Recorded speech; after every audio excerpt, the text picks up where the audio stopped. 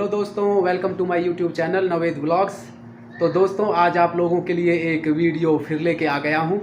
इंशाल्लाह आपको अच्छी लगेगी। वीडियो पूरी देखना, वीडियो को लाइक करना, शेयर करना, कमेंट्स करना, चैनल को सब्सक्राइब करना। तो चलो बढ़ते हैं आगे की तरफ। अस्सलाम वालेकुम तारिक भाई। वालेकुम अस्सलाम। और क्या हाल चाल है? बस तुमसे मिलने का ख्याल है। और सब सही चल रहा है? बढ़िया, बहुत बढ़िया। मैं आप लोगों को आज मिला रहा हूँ अपने दोस्त से, जो कि मेरे साथ ही पहले से यहाँ पे काम करता आया है और वो पाकिस्तान से हैं।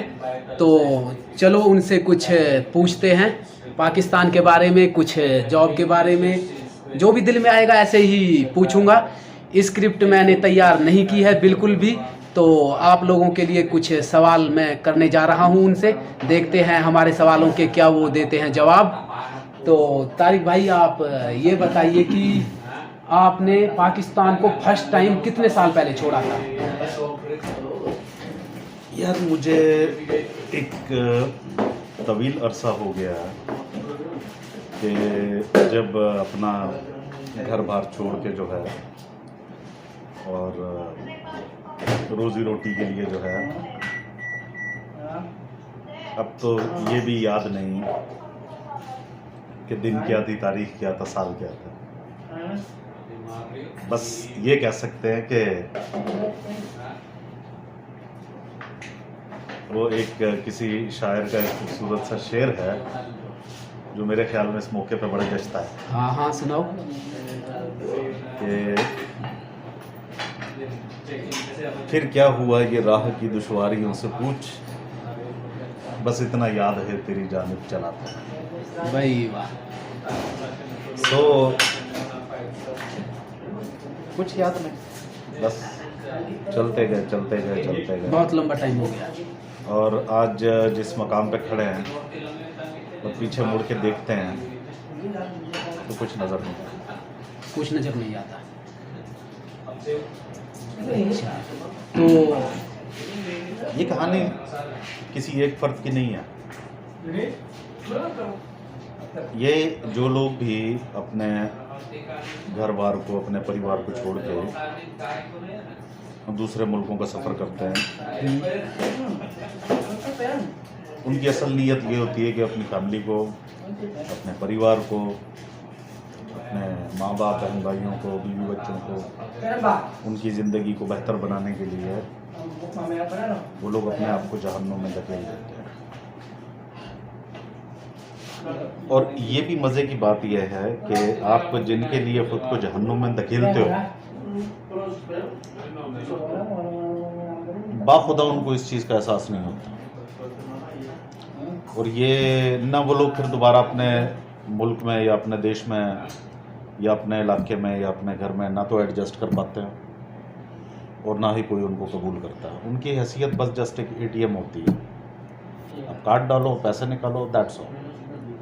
अदरवाइज आप अगर 2 सालों बाद, 3 सालों बाद कभी आप छुट्टी पे भी जाते हो तो आपको सेम ऐसे ट्रीट किया जाता है कि जैसे मेहमान है। चलो यार, 2-4 दिन उसकी इज्जत कर लो, उसने तो चला ही जाना है। यानी कि ATM मशीन आ गई है। हाँ, बस 2-4 दिन उसको ज़रा मेंटेनेंस कर लो, थोड़ी सेट सूट हो जाएगी, फिर चली जाएगी, फिर दोबारा से पैसा देना शुरू कर देगी। ठीक ठीक। सो देखा जाए तो अगर आप किसी से भी पूछेंगे तो वो आपको पहला सवाल यही करेगा कि यार आए थे बहुत कुछ बनाने के लिए,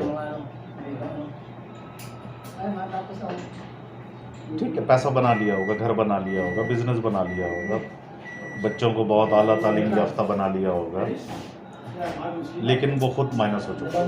सही सही, खुद माइनस हो चुका होता है हर तरह से। बिल्कुल। उसकी जवानी खत्म हो चुकी होती है, उसके अरमान। देखो ना, प्रदेश में आपको क्या मिलता है? एक बूढ़ी बीवी, जब आप सब कुछ वाइंड अप करके वापस जाते हो, एक बूढ़ी बीवी मिलती है आपको, ठीक है, जो किसी काम की नहीं रहती। औलाद वो जो बागी हो चुकी होती है, जो आपका सहारा बनने के लिए तैयार नहीं होती। माँ बाप को आप खो चुके होते हो, बहन भाइयों की अपनी ज़िंदगी हो चुकी होती है, यार दोस्त जो होते हैं आपके बचपन के, या तो वो बूढ़े होकर मर चुके होते हैं, या जो जिंदा होते हैं तो वो भी आप ही की तरह ही होंगे। सही सही। उनकी भी हालत ज़िंदगी कोई आपसे मुख्तलिफ नहीं होगी। हाँ बिल्कुल सही। इसलिए मैं तो हमेशा यही अपने जानने वालों से कहता हूँ कि भाई आप प्रदेश छोड़ो, मुश्किल नहीं है, और देश छोड़ो, मुश्किल नहीं है, मुल्क छोड़ो, मुश्किल नहीं है। अपने परिवार को सपोर्ट करो, अपने रिश्तेदारों को सपोर्ट करो, माँ बाप बहन भाइयों को सपोर्ट करो, लेकिन चाहे आप अपनी जवानी उन पर बर्बाद कर दो, कोई दिक्कत नहीं है, लेकिन अपना बुढ़ापा उन पर बर्बाद ना करो। बुढ़ापे के लिए आप अपने लिए कुछ ऐसा बचा के रखना कि आपको ज़िंदगी के आखिरी दिनों में किसी को मोहताज ना होना पड़े, किसी के आगे हाथ ना फैलाना पड़े, ना औलाद के आगे, ना बीवी के आगे, ना बहन भाइयों के आगे, ना यारों दोस्तों के आगे। अब ये जो मैं तुझे कह रहा हूँ, ये सिर्फ मैं नहीं कह रहा हूँ, मैंने भी बेतहाशा वीडियोस देखी हैं, बेतहाशा लोगों की बातें सुनी हैं। तो ये तजुर्बात क्या होते हैं? यही तो होते हैं। सही सही। तजुर्बे के मतलब अगर एक बंदा तजुर्बेकार हो गया तो उसको सींग नहीं निकल आता, तो उसके सर पे सींग निकल आया, या वो 5 फुट का वो 10 फुट का हो गया, या वो 6 फुट का हो गया, या वो 15 फुट का हो गया, नहीं। तजुर्बा जो होता है वो इंसान को जो है सिर्फ पहचान कराना सिखाता है। अगर आपकी उम्र 20 साल है और आप किसी को नहीं जानते तो आप कह सकते हो कि यार आपको ठग लिया गया है, ठीक है, हाँ बिल्कुल ठीक। लेकिन अगर 50 साल की उम्र में आप ये कहोगे कि यार मुझे ठग लिया गया है, तो आपको ठगा नहीं जाता, आपकी बेवकूफ़ी होती है। बिल्कुल सही। जो तकलीफ़ें, जो धक्के आपको 50 साल की उम्र में भी इंसान ना बना सके, तो फिर उससे बेहतर ये है कि आप बेवकूफ़ी बन जाओ। बस इतनी सी बात है। दोस्तों, मैं आप लोगों को ये बताना चाहता हूँ कि एक एक वर्ड पे ध्यान देना, एक एक सेंटेंस पे ध्यान देना। अगर इस वीडियो में से आपको एक वर्ड भी सीखने के लिए मिले तो उसे उठा लेना, एक सेंटेंस भी सीखने के लिए मिले तो उसे उठा लेना, और बस ध्यान से सुनना, सिर्फ दिमाग से नहीं, दिल और दिमाग दोनों से सुनना। बस अभी आगे भी वो कुछ बताएंगे, मैं भी कुछ पूछूंगा। वीडियो पे बने रहें, पूरी देखना वीडियो। तो तारिक भाई, आप ये और बताइए कि आपने दुनिया के कितने देशों को देख लिया है? यार 10-12 देश तो देखे, 10-12 देश आराम से। अच्छा, तो 2-4 देशों का नाम भी बता दो। मैंने जैसे करंट कंडीशन में हम सऊदी अरब में बैठे हैं, इसी तरीके से आप जॉर्जिया ले लें, आप सेंट पीटर्सबर्ग ले लें, आप अज़रबैजान ले लें, तुर्की ले लें, पाकिस्तान ले लें, कज़ाकिस्तान ले लें, यूक्रेन ले लें। यूक्रेन भी गए हुए हैं, जहाँ पे आजकल युद्ध छिड़ा हुआ है, जिसको पूरी तरह से तहस नहस कर दिया गया है, वहाँ भी वो होके आए हैं। ये असल में होता पता है क्या है, कुछ लोगों के जो है ना, मतलब वो एक नेचर समझ लो या एक आदत समझ लो कि वो ज़्यादा देर कहीं टिक नहीं पाते हैं। सही। उनको माहौल में तब्दीली जो है वो अच्छी लगती है। सही सही। बस कुछ यही हाल हमारा भी था। साल, 1.5 साल, 2 साल कहीं काम किया, तंग आ गया, वहाँ से चल पड़े किसी दूसरी दुनिया के लिए। सही सही। सो ऐसे करते करते जो है मतलब एक तवील सफ़र तय हो गया। लेकिन अब बात वहीं आ जाती है कि मंजिल की जहमतों का उन्हें क्या सबूत दूँ, मंजिल मिली तो पाँव के छाले नहीं रहे। बिल्कुल सही। ठीक है ना? बिल्कुल ठीक। तो अभी क्या बता सकते, बस ठीक है, चल रहा है। अच्छा, तो मुझे ऐसा याद आ रहा है कि शायद आप ईरान भी गए थे 6 महीने के लिए, कुछ ऐसे 9 मंथ के लिए। 9 मंथ के लिए। अच्छा, चाइना का कभी सफ़र किया है? नहीं, चाइना नहीं है ना, ठीक। तो दोस्तों, आपने अभी सुना कि 10-12 देशों का वो सफ़र कर चुके हैं, किसी देश में कितने टाइम के लिए, किसी में कितने टाइम के लिए, जब जहाँ से दिल भर गया उस देश को छोड़ दिया। तो तारिक भाई, नेक्स्ट क्वेश्चन है मेरा आपसे कि आपने कई सारे मुल्कों का सफ़र किया है और वहाँ पे आपने इंडियनों को देखा, अपने पाकिस्तानियों को देखा और बंगालियों को या जिस जिस देश के लोगों को देखा, नेपालियों को देखा और अफ़गानिस्तान वालों को देखा, तो पहले तो इनके बारे में बताइए। बाद में मैं आपसे ये पूछूंगा कि जिन जिन देशों का आपने सफ़र किया है, किस देश की पब्लिक सही थी, उस हिसाब से कुछ थोड़ा बताइए। यार बात ये है ना कि जब आप कहीं भी जाते हो हाँ तो जाहिर सी बात है वहाँ पे आपको मुख्तलिफ मुल्कों के लोग मिलते हाँ, सही सही। हैं, जिसमें जो वहाँ के देशवासी हैं वो तो हैं ही हैं, हाँ ठीक है। उसके अलावा जो है, जो हमारी या आपके मुल्क की तरह जो गरीब ममालिक होते हैं, सही। उनके लोग भी अपने बच्चों की रोजी रोटी के लिए वहाँ जाते हैं काम करने के लिए। हाँ, बिल्कुल ठीक। एक मज़े की बात मैं तुम्हें बताऊं कि मैंने एक चीज़ नोट की है कि अगर एक जगह पे 4 इंडियंस काम कर रहे हों और वहाँ पे कोई पाकिस्तानी अकेला चला जाए तो उसकी कोशिश ये होती है कि वो इंडियंस के साथ एडजस्ट करें। बिल्कुल सही। हाँ और अगर कहीं पे 4 पाकिस्तानी काम कर रहे हो तो वहाँ पे कोई अकेला इंडियन हो तो उसकी कोशिश ये होती है कि वो जाके पाकिस्तानियों के साथ एडजस्ट करे। बिल्कुल सही। प्रॉब्लम क्या है कि इसमें कोई हैरत वाली बात नहीं है। लिबास दोनों का एक जैसा है, खाना पीना दोनों का एक जैसा है, बिल्कुल सोच दोनों की एक जैसी है।